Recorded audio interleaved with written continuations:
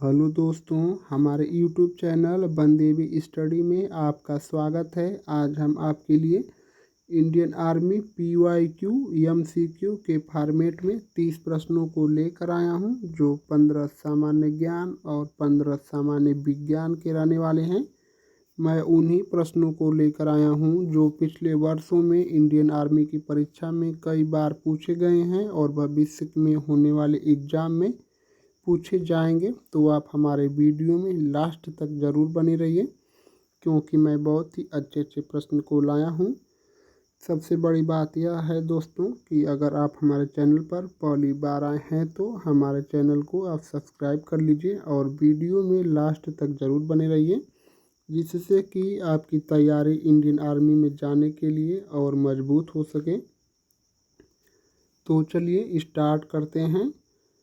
प्रश्न संख्या 1, किस भारतीय स्वतंत्रता सेनानी को लोकप्रिय विज्ञान प्रचारक कहा जाता है?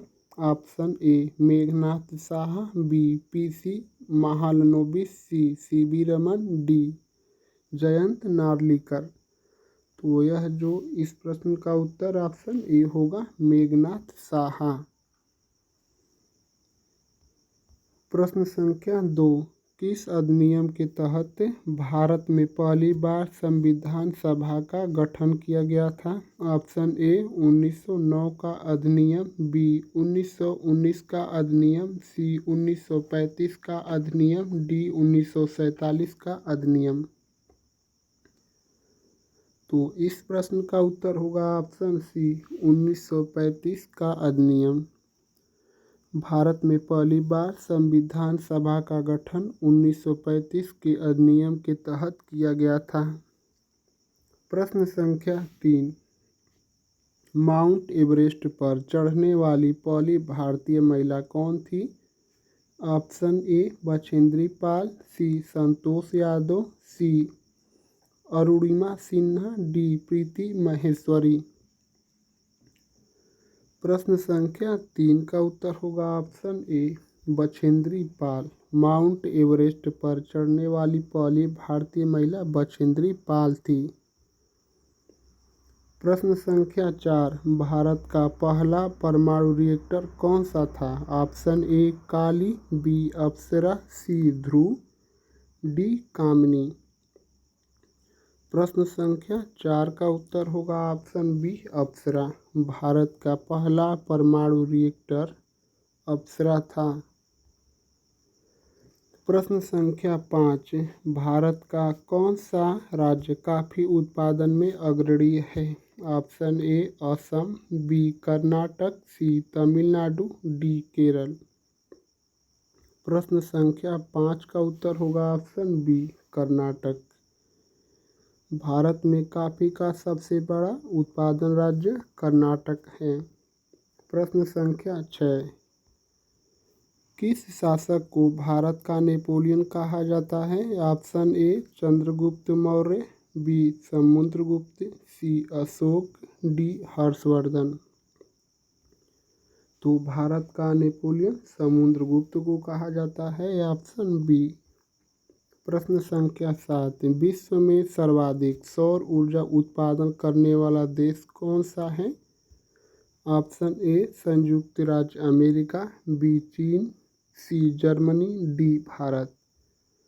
तो विश्व में सबसे अधिक सौर ऊर्जा उत्पादन करने वाला देश वह चीन है, ऑप्शन बी।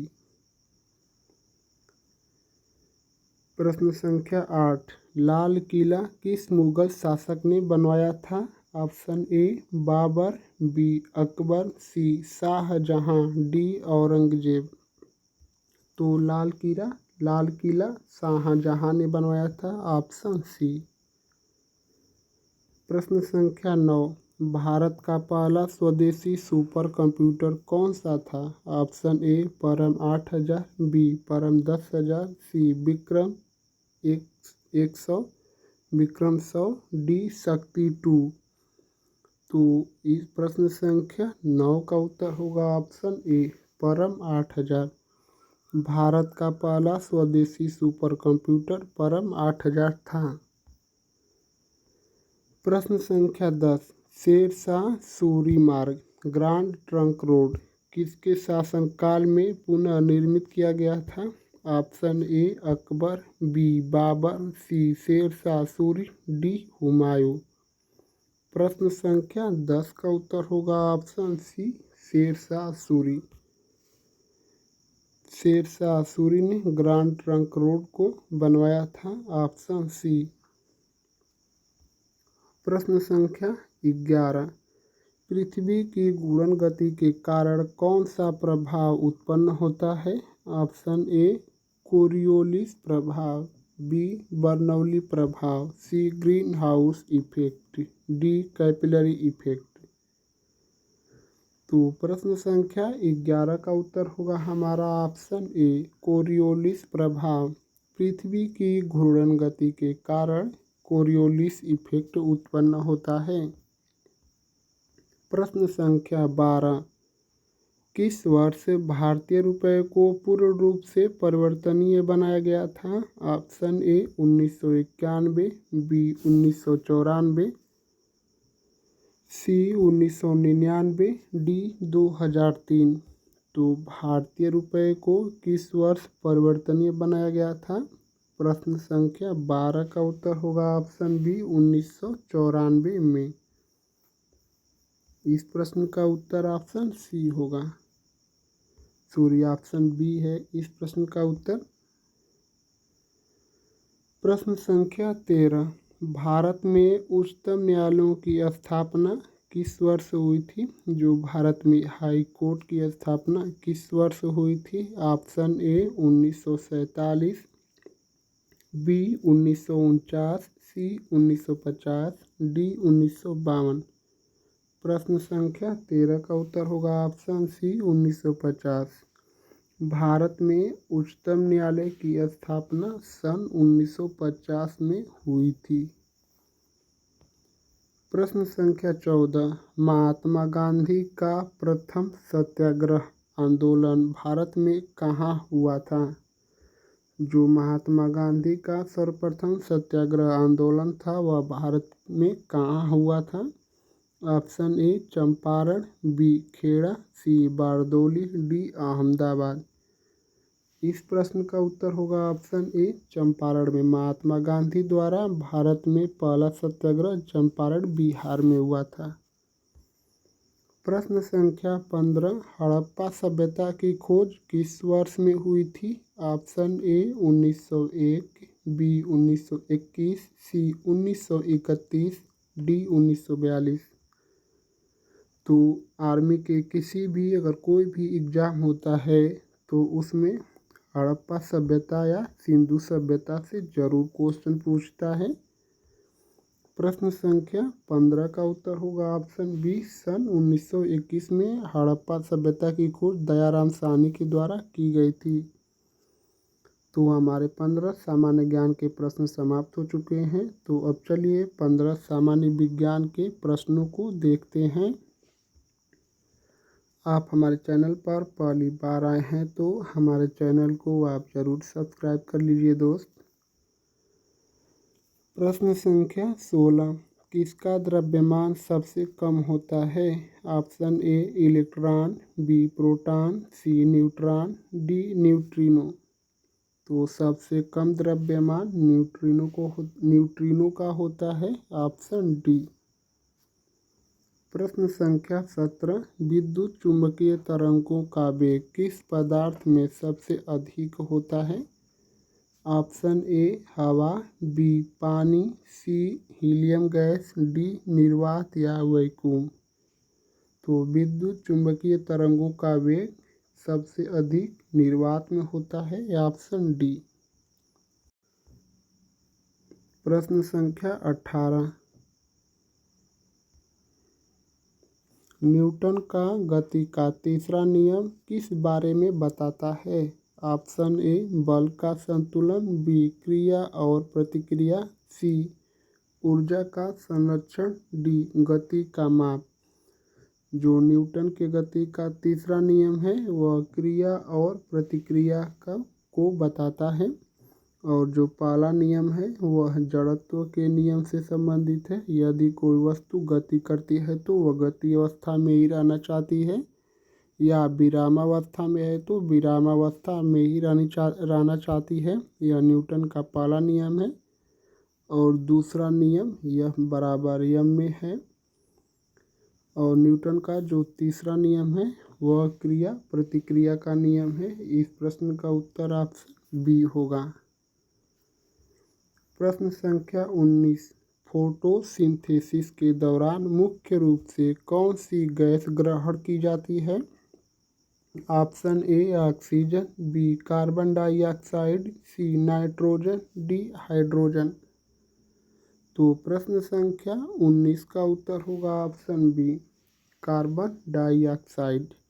फोटोसिंथेसिस के दौरान मुख्य रूप से कार्बन डाइऑक्साइड गैस ग्रहण की जाती है। प्रश्न संख्या 20, पृथ्वी का केंद्र किससे बना होता है? Option A lava, B iron और निकिल, सी सिलिकॉन और ऑक्सीजन, ऑप्शन डी मैग्नीशियम और कैल्शियम।